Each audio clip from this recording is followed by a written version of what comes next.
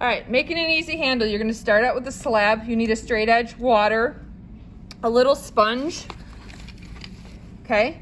So handles themselves, when you buy a mug, it's gonna be rather small. Small, when you add it, doesn't mean that it's gonna be fragile. So your fingers have to fit in it nice and comfortably. A rounded edge is ideal. You can go with different shapes. That one was symmetrical all the way, or you can have a deep curve.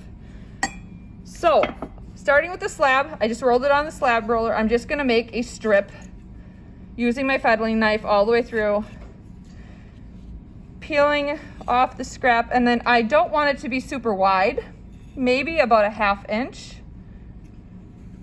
for comfort, okay?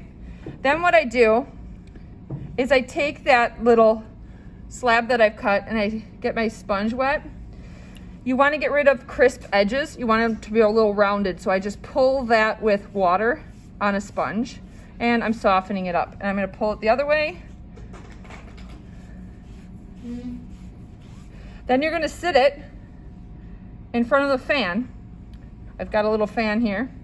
They're on the counter as well, until it stiffens up leather hard. Once it's leather hard, then you're going to take your knife and you're going to just go straight down. So let's say that this is leather hard. It's going to hold its shape, and then you can take that small little curve and attach it right to your cylinder. So if it were leather hard, showing it on the edge of this cup here, see how the edges now fit flush to the container? It doesn't jut out too big. I can fit 2 to 3 fingers inside with my thumb at the top. There's not a bunch of space behind it. If you make it too far away, it's gonna be really clunky and uncomfortable. So smaller is better. Nice even curve, rounded edges, super easy to make.